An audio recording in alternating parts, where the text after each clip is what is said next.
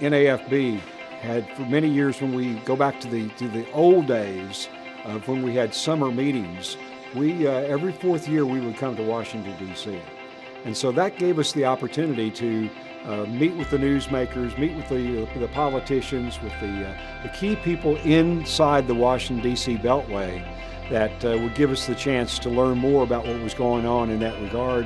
When we did away with the summer meetings, there was a void. We had the opportunity to be a part of that early process of talking to some very good friends within the U.S. Department of Agriculture and others that said, hey, come to Washington, D.C. We'll help put your meeting together. And along the way, we were able to develop the Washington Watch concept. And it's been very successful in helping establish the credibility of NAFB as a news organization. It's allowed us at the same time to utilize Washington Watch to give those folks that really are interested in policy within our organization to come and to interact with those people that are the lobbyists inside the Washington Beltway, the USDA leadership. And of course, they've changed a lot over the years as the administrations come and go, but their desire to serve agriculture is the same. And we have a chance to learn a little bit more about them, get to know them personally, and later on after Washington Watch, it's easy to make a call and be able to connect with those folks on an ongoing basis. Let's talk a little bit about the state of the economy. We know that the upper Midwest, for example, has been hit so hard in the month of March between blizzards and flooding that continues as it moves down the Missouri and the Mississippi. Puts a lot of strain financially on these farmers and ranchers. It sure does.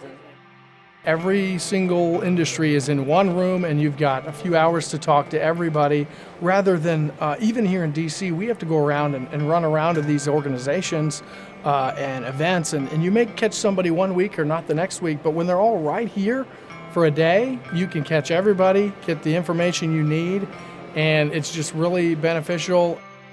For Chasm Radio, I'm Farm Director Joe Gill, as we are on our Washington, D.C. trip this week and interviewing the leaders in agriculture with different organizations. And we talked to Growth Energy, as Chris Bliley joining us, Vice President of Regulatory Affairs. And, well, there's no lack of conversation, I guess I want to say, with farm broadcasters this week. What are some of the top main things? And even when you go to Capitol Hill, we're going to Capitol Hill Wednesday, all the folks are right there. And it just makes it really easy as a farm broadcaster to be able to have everybody in one room. And then you not only have that, but you have all your allies from across the country who are farm broadcasters right there with you helping out. It's critical that NAFB support Washington Watch, because as an individual farm broadcaster, I may not be able to get to some of the main decision makers, in the administration, such as some of the policy makers or some of the cabinet members. But together as a collective group, farm broadcasters, because we have a lot of different broadcasters coming in from across the nation, it's a lot easier for us to come together and get some of the decision makers and the higher ups in the government to talk to us, because we have that clout, we have that credibility, and together as a group, then we can get their attention and get them in front of our microphone. Farm broadcasting is about relationships, and it's about information. The better informed, the better list of contacts, the better exposure, the better the ability to tell the story. It's hard to call play-by-play at a game you can't see. You have to be involved. And then you have the ability to tell the story because you've in some way lived the story.